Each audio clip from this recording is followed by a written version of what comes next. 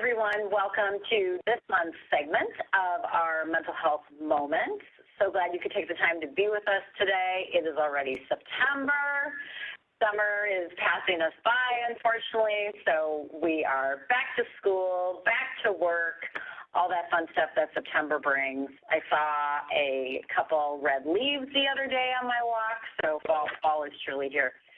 So again, we always have our behavioral health therapist, Charles LaTorre, with us. Charles, how are you? Great. How are you doing, Linda? Doing good. And kudos to Charles for hosting last month. He had that great segment on back to school, anxiety, and transitioning. And so if you didn't get a chance to see that segment, go ahead and look that up. You can find that on our podcast, on Apple Podcasts, and on Spotify. But for today's segment, we have a very special guest. We have with us Angelina Tracey.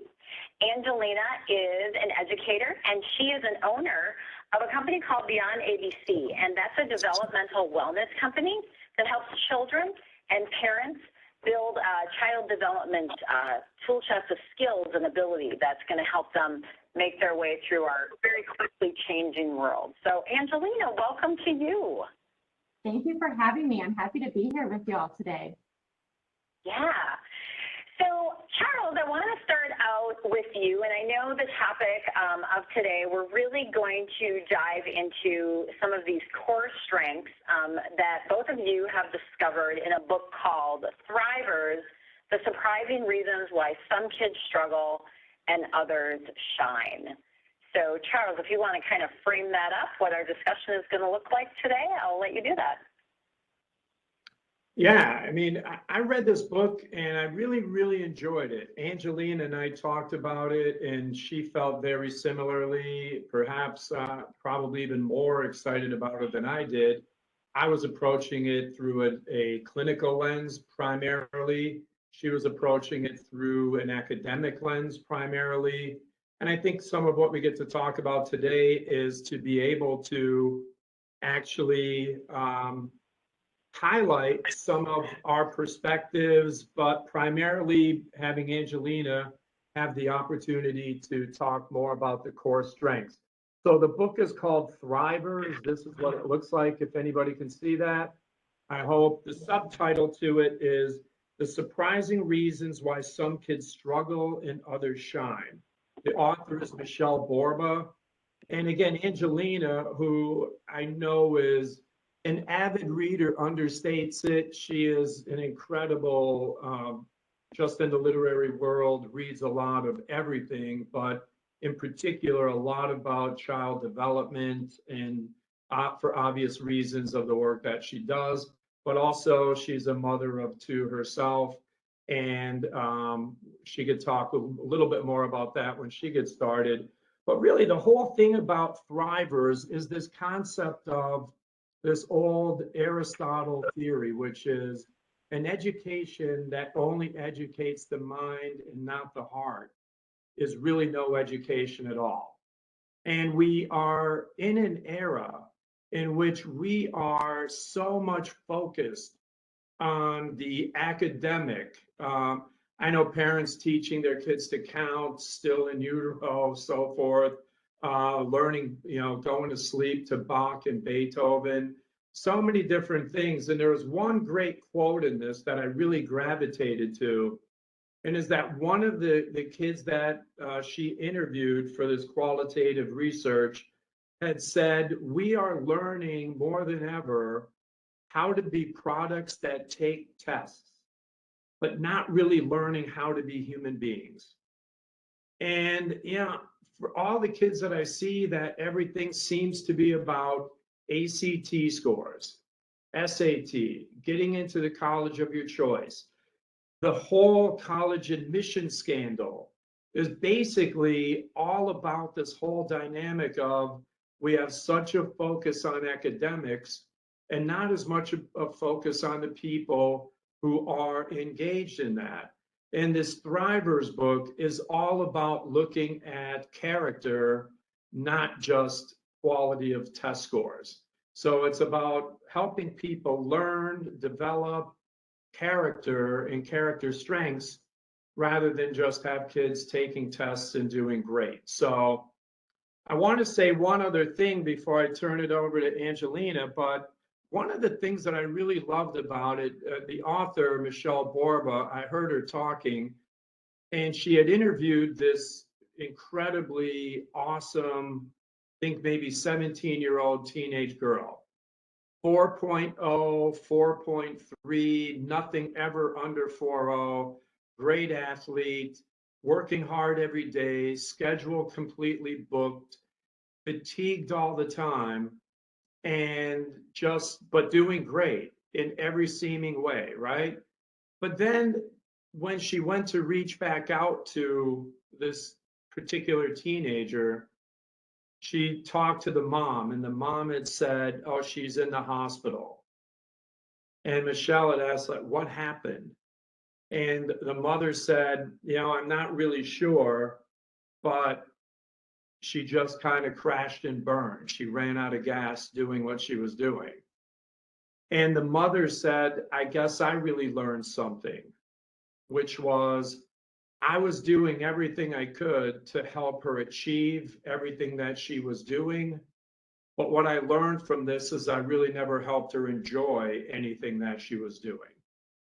And to me, one of the amazing things about this book is it's taking a look at what's important to us as people, not just what's important to us in terms of our scores, our numbers, because we are not our SAT score.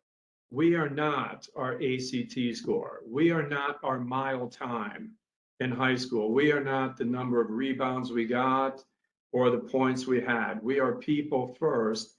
And I think this book really helps take us back to the people component of who we are and teaches some incredibly great core strengths that are teachable. And Angelina is going to be able to go through those 7 core strengths, and we'll talk about the intersection of academics and mental health as we go through it.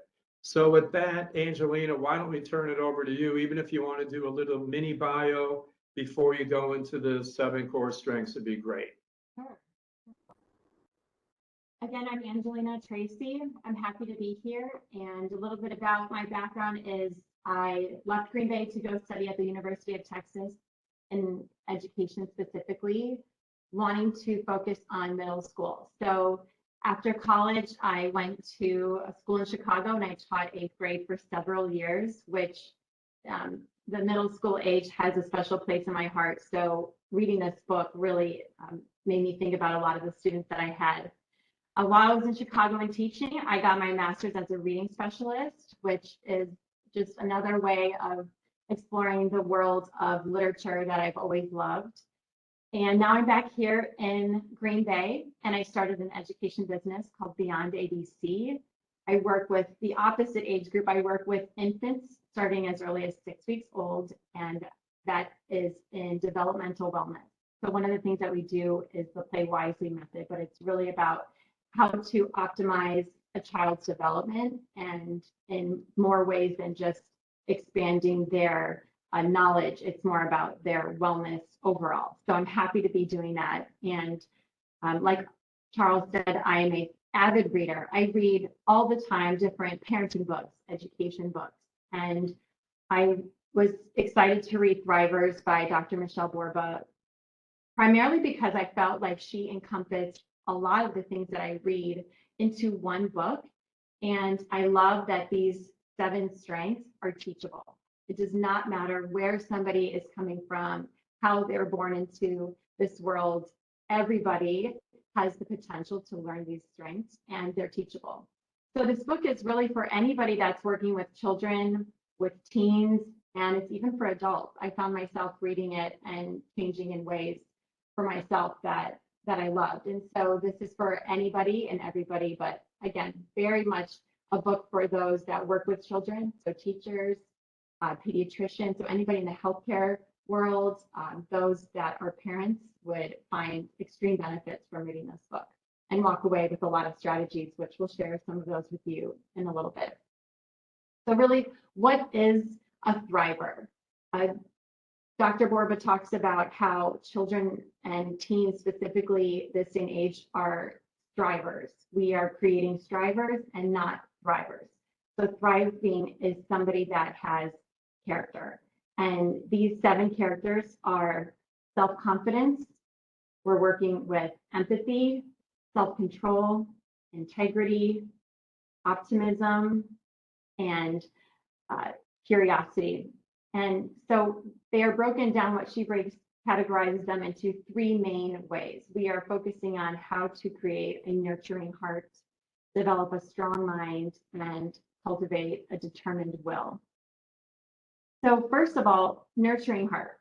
The most important strength that we are going to focus on is self-confidence. That is really the foundation to a strong character development. And this is where a person has really strong identity of who they are, they're self-aware, they know their strengths and their weaknesses, and they use that to help build purpose and meaning in their life. So the ultimate goal for children is to realize that your strength can be improved through effort and practice. So if you want to think about the growth mindset, this is somebody that believes in themselves through their effort and not just the end goal. And the way we can do that often is by how we phrase certain things. Instead of putting an emphasis on the reward or the end result, we can focus on the effort. So your writing is wonderful because you put so much time into that last night, things like that.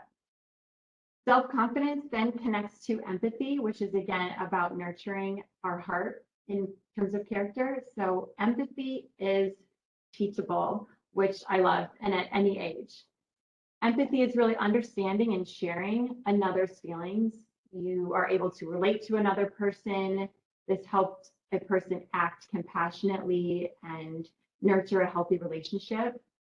Also focuses on how to be working with equity and social justice. So the way to help with empathy is really to model it, to surround a child with people that can model empathy is the most effective way to teach empathy. Empathy is like a muscle. The more you use it or practice it, the stronger it becomes. And so this is to provide different opportunities for children to witness empathy. And one of the ways I love to do it is simply to read books that have empathy involved in the literature. And this is also to, again, figure out what is influencing a child. What kinds of things are they seeing on their screen? What kind of friendships are they having? Who is around them? It's really going to be impactful in how to teach empathy.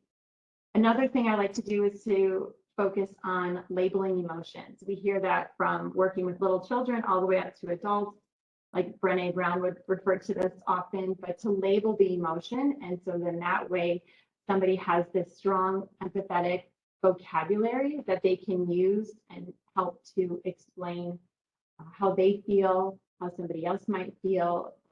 And that can be done, again, labeling emotions and then asking, well, how do you think that person feels based on the way they look? So empathy, again, very important and teachable.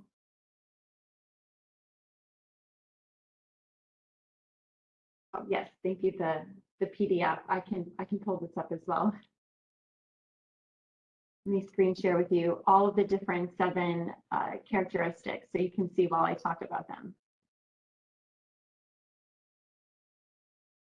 It's already on mine. On there? Okay. Yeah. There we go. Do you have it? Oh, there we go. Great. Wonderful. This will be helpful. So again, those self-confidence and empathy characters were for focusing on nurturing this caring heart. Next, I'm going to talk about developing a strong mind. So this is going to focus on self-control, integrity, and curiosity. And self-control is what I would say and what Dr. Michelle Borba would say, and I would agree, is the top child raising priority. To manage stress and strong emotions and to practice delaying gratification is really going to help a person have self-control, which will affect them in every aspect of their life. It's one of the most highly correlated strengths to success, far more than IQ, or SAT scores. If somebody has a strong sense of self-control, then they are truly going to be thriving in the world.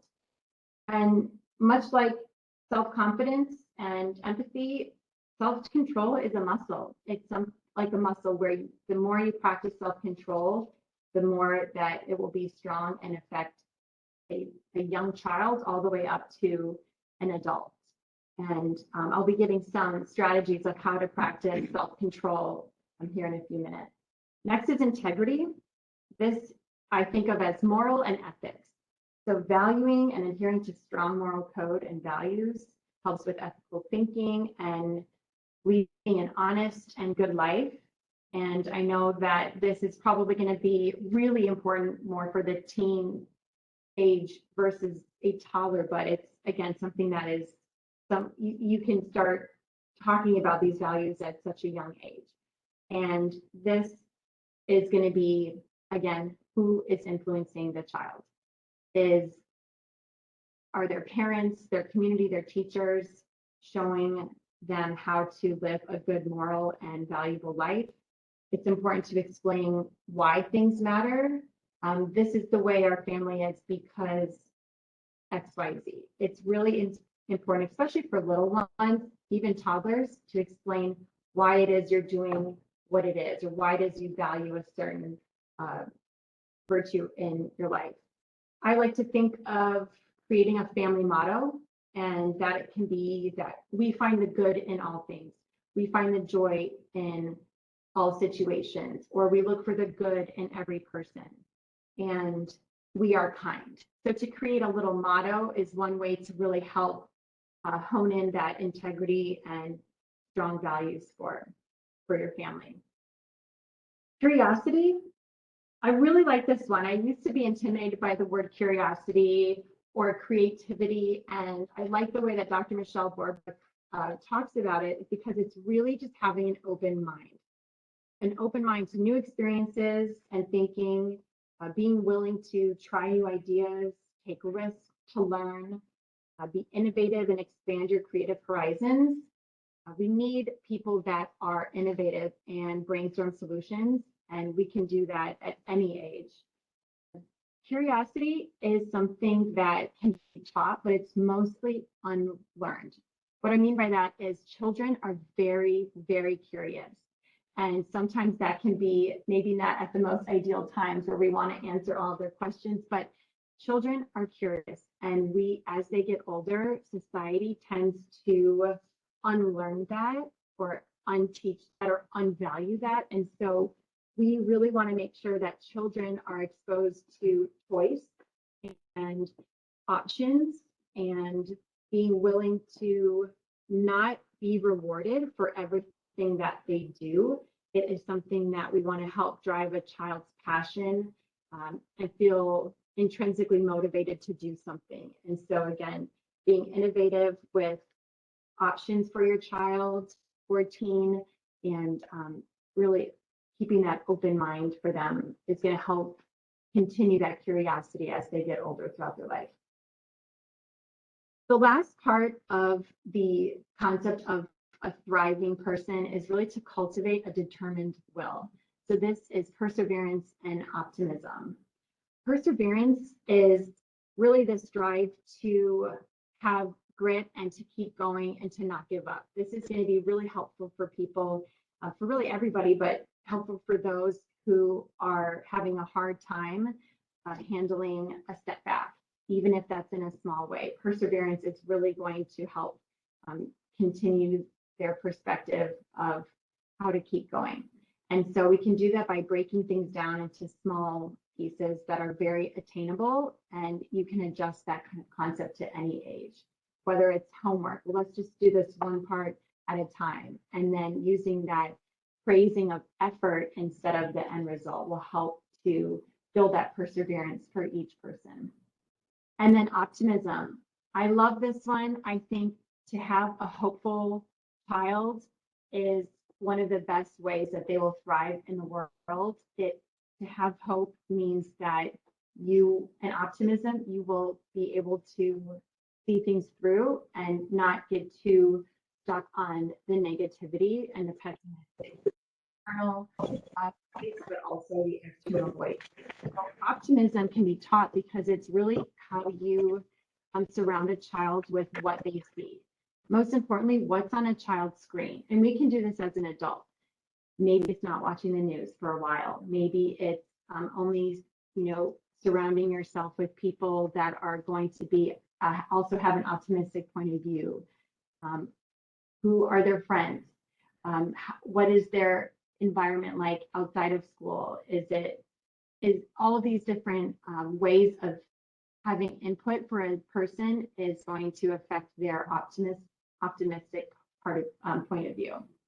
And so really these 7 strengths, again, are very teachable. And Dr. Michelle Borba in the book goes through numerous different strategies for each one of these descriptions. She includes many personal experiences from the teens that she interviewed that talk about why these matter and how that they can help us all succeed.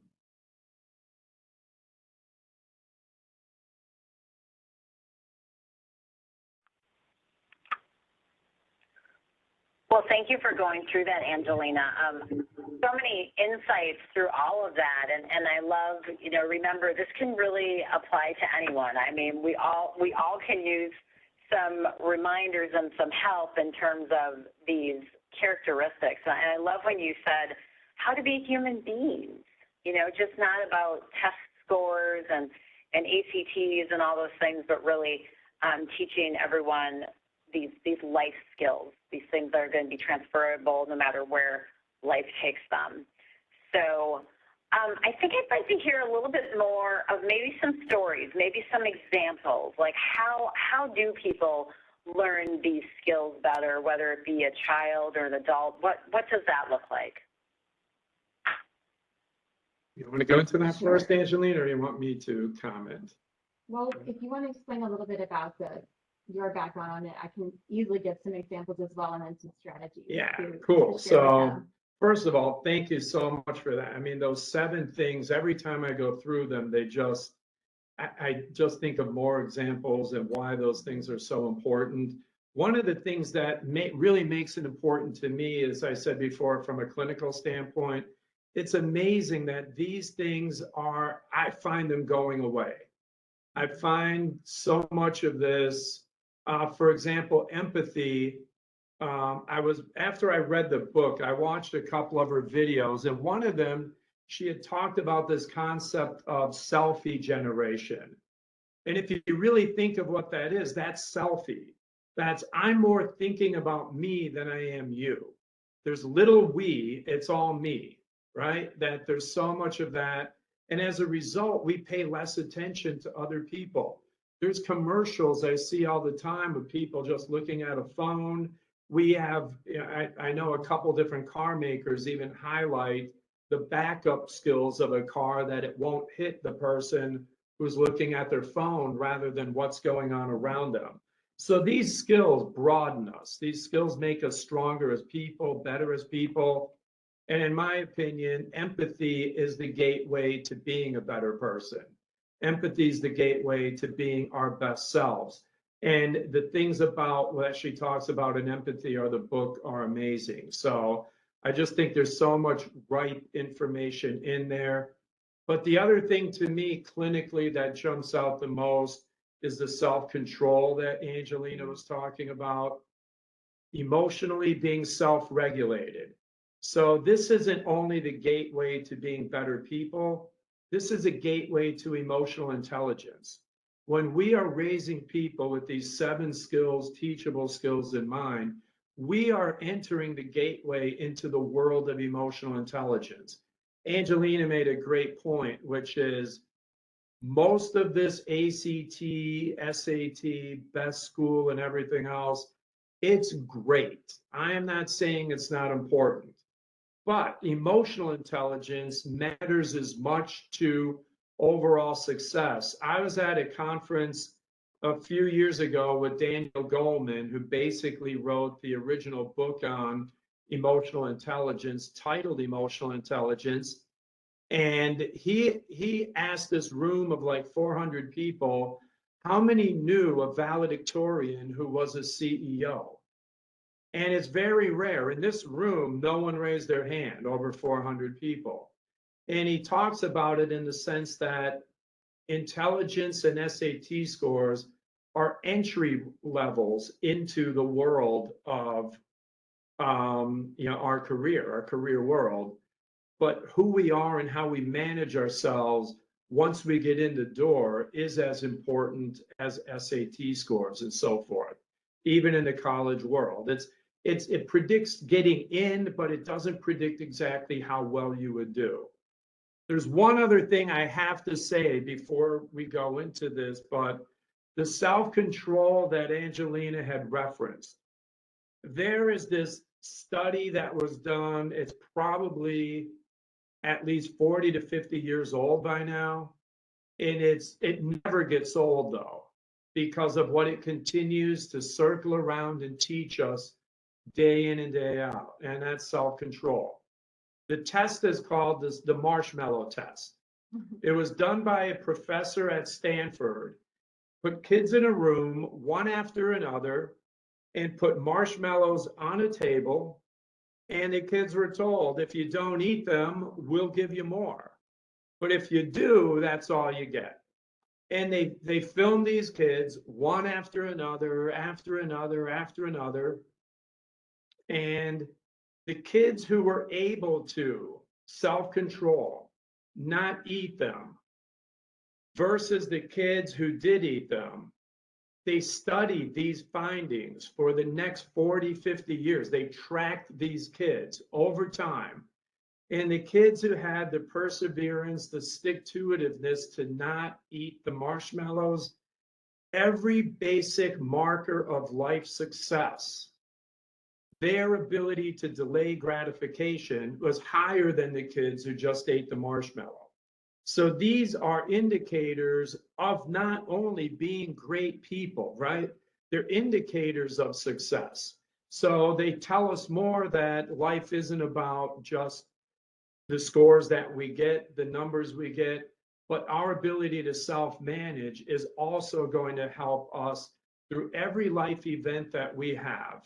And these skills aren't just skills for success, they're skills for life. So those are some of the things I really love about what Angelina was sharing, in particular, how it all relates to building empathy, building perseverance, building grit, and having the most functional, effective level of emotional and behavioral self-management, self-control that we can have. So great stuff. The last thing I want to say is from a clinical standpoint, this is basically what it all comes down to. Whatever we're dealing with in life, the ability to self-regulate rather than be dysregulated, how we best manage that is one of our best tools to get through the adversities that life inevitably bring us. So thank you for that, Angelina. So yeah, I'll turn it back over to you to talk more about the educational component. Sure, absolutely. I share the same. Those three are really one of the most critical of what she thinks in terms of building character and thriving in the world. So in regards to self-control, that is something as simple as being able to use that word with people. For example, I'm a mother of two and I have a 5 and a 3-year-old. And I've been using the actual words of self-control. You were given a gift to have self-control. This is what self-control looks like. I've been describing that and explaining that for a few years now. And even last night, she started kindergarten, and so she's a little overtired and she was overly emotional. And when we went to bed, she said, when I'm tired and I don't have self-control, I have no self-control. And so the fact that I helped her provide her with even just that wording is really important. And so hopefully that carries on with her throughout her life. But I want to reference a really easy way of how to build self-control, and that's through mindfulness. When we can focus on intentionally paying attention to the present moment without judgment, that is one way we can best get to know ourselves. And that's even on a physical level. Is my heart beating faster? What's my breathing pattern?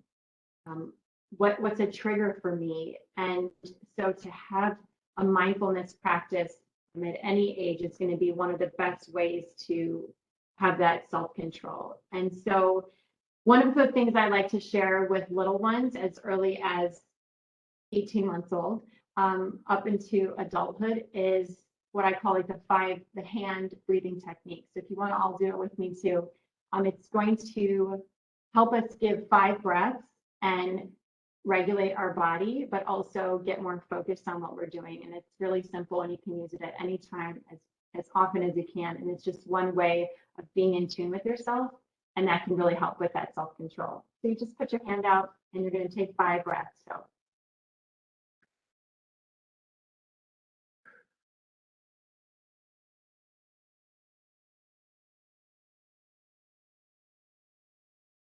very simple technique. You can also do it with gratitude. So thinking of 5 things that you're grateful for. But it's again, mindfulness and a meditation practice at any age is going to be one of the best strategies to help build that self-control. And I see it from toddlers right now, it's helping. And for parents, it's helping very much so to just give yourself a micro minute to be mindful and meditate. And I certainly saw it when I was working with middle schoolers a few years ago. Another one that is a little strategy and personal story I love is about self-confidence.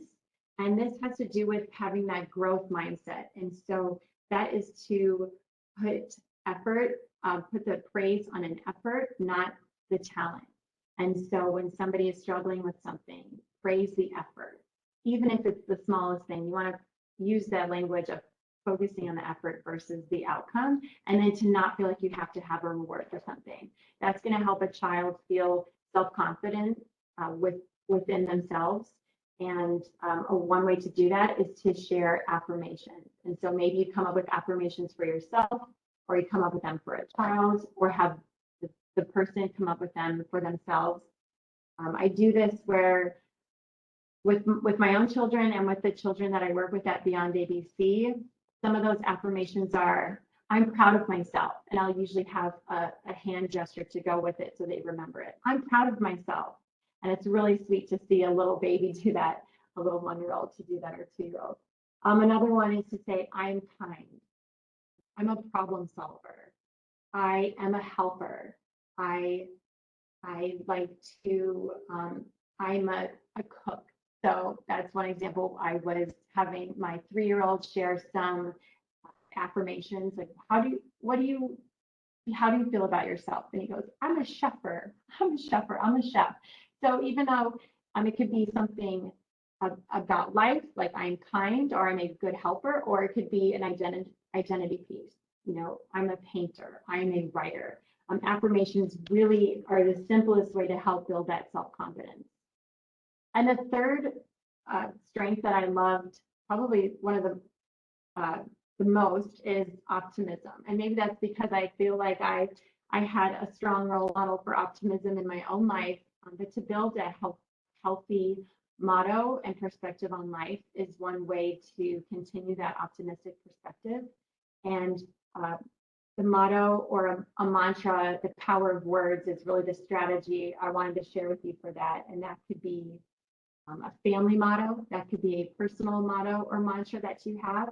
It could change. It could be 3 words that you focus on. I like to think of 3 words I focus on for the whole year versus New Year's resolutions.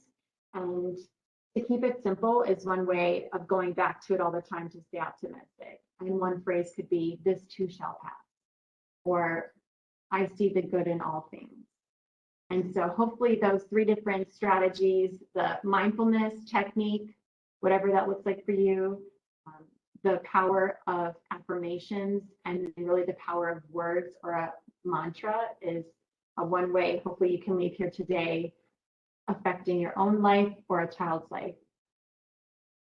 Okay, that is too great. I got to say a couple things on some of those things. Absolutely amazing. But the I want to say a few things about the perseverance. One of the things that I love that she talked about was perseverance, teaching kids to work through and struggle through and enjoy the struggle, be happy with the struggle. That I'm happy that I did it and stuck to it. And I did it because I was happy to meet a challenge rather than get a gold star. Is the ability to praise effort rather than result gets us away from the gold star. I'm not doing that. To me, that's one of the essence of the strivers versus thrivers. It isn't to get the gold star, it's for the intrinsic meaning. We're affecting emotionality and character from the inside out rather than the outside in. So to me, that is what's so critical. It isn't about getting the gold star. It's about how hard you were willing to put in the effort. That is so great. So the other thing that I love is the kindness and what kind of people we are and we're raising. She talks about this concept of we're so focused on so many things. I've never seen a bumper sticker, proud parent of a kind child, right? But wouldn't it be great if we did? I mean, empathy, she uses this quote, when empathy wanes, so does humanity. I mean, there's so much in what empathy has in store for us. And over the last 3 years alone, we've had a 40% decrease in what we've done in studying empathy, and we've had a 58% increase in narcissism.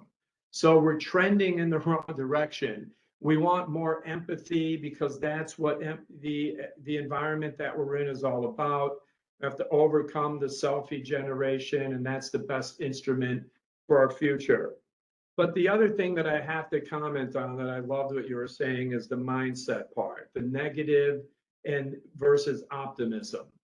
And so all the qualitative work that she did, the kids that she interviewed, it was so difficult to go to optimism because they were saying, like, how could we be optimistic when going to school, we never know if we're going to get shot? When every day we're doing this drill of how to avoid school shootings, when each day this happens or that happens. And I want to read you a specific quote. And I'm choosing this quote with some degree of the title of it is Why We Should Worry. There's an amazing amount of depression and anxiety. 70% of my friends are in therapy, 40% are on medication. We're hurting, but nobody does anything until another kid is suicidal. Kid was from Green Bay, 15 years old at the time. Can we do better? Do we have to do better? I think we do. I think we have to. I think we can. I think we have to.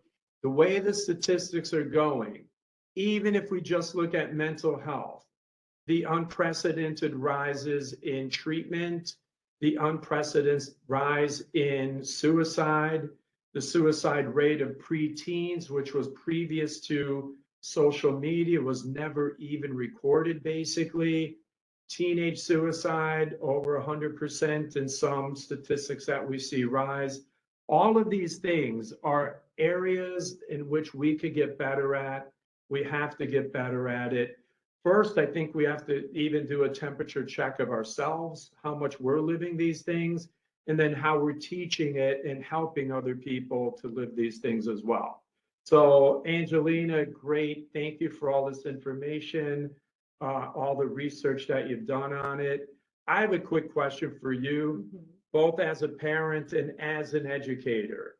What is your greatest go-to strategy? Is here's how I feel I either help myself or the kids that I'm raising. What would you say are your go-to areas and areas of strength? I'd say the easiest one is a quick meditative practice. I really started exploring mindfulness and meditation several years ago, far before being a mother. And I find that if I can keep up even simple practice of that, of 5 minutes a day, or when I need it, then I can have clarity in so many aspects, really in all of the strengths. If I can focus on just that internal, quiet, meditative be in the present moment with no judgment, and then how to react or move forward to the next step. I love it.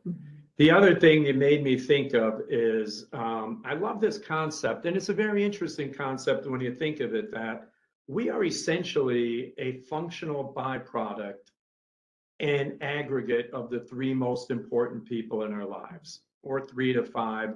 But those typically tend to be a parent or family members, teachers, or coaches.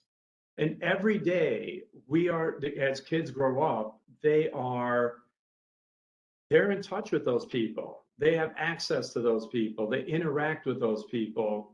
And if we are having that impact on them, we want to be having the most favorable impact that we can have. So if we're mindful and we are living what we're hoping they are going to be living, that is our way of making sure that we are being our best selves in order to be the best selves of the people that we are integral in their lives for. So absolutely great.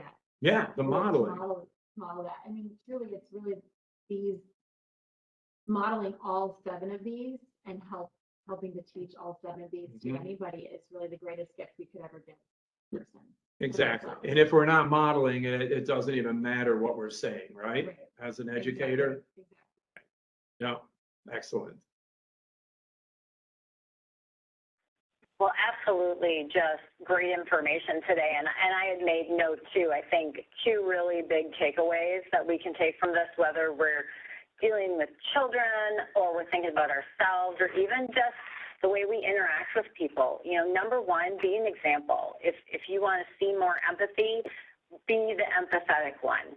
And then number 2, don't be afraid to talk about it, and don't be afraid to make it a topic of conversation, whether it be with little ones or it be with other people in your life. Have these conversations, start to dig into some of this so that we can spread, you know, some of these great practices, you know, to those around us. So I can't thank you guys enough for being here today. Charles, did you have something else you wanted to add? I did. What you said was so great, Lynn. I got to tag in on one thing there and double click is the other reason I wanted to add a little bit of this in a wrap up anyway, and also thank Angelina. But here's why what you just said is so key. Everything we've been talking about is hopefully great stuff, right? But the autopilot of life doesn't want us to do this. The autopilot of life tells us we're too busy to do this. The autopilot of life says, you got to do this, this, and this. They'll learn this stuff. They'll get it all from their friends anyway. And the research tells us they want to learn from us. They're going to learn certain things from their friends, but they want it to be from these people. They want our parents to have enough time with us. There's a phrase which is, how does a kid spell love? Time. The time that we give and that we have with our kids. If we're not doing these intentional things, the autopilot of life just means it doesn't happen, and we hope for the end to turn out well. Well, we don't have to do that anymore. So there's something someone said about this book was people say, I wish kids would come with a manual. Well, if you read this book, now it does, right? So we have that. We know what we can do. We have to make sure we're doing it and not let the autopilot of life get in the way of it. Last thing I want to say is, Angelina, I always say these programs are about hoping that everybody who is able to log on and join us today, or anybody who gets to watch it after it, gets a couple things: a beaming ray of sunshine and a blast of psychological oxygen. And you were able to bring that today for everybody. So thank you for doing that. You always are that anyway, but thank you for bringing that today. Great that you were here. Thank you. I really appreciate that. You bet. You bet. So thank you, everyone. Linda, you want wrap final thoughts? We good? Yeah, we are finished for today. We're out of time, but thanks to everyone for joining us. Angelina, just fantastic, inspirational things for all of us to think about. I think we're all going to take pieces of that and carry it forward and spread it hopefully to others in our lives. So thank you for sharing your time with us. Again, if you want to learn a little bit more about Angelina and her business, you can go to beyondabc.co and learn more there. And Charles, again, thanks to you for always adding so much to these segments. And I hope everybody has a great rest of the day. Yeah. Thank you, everyone.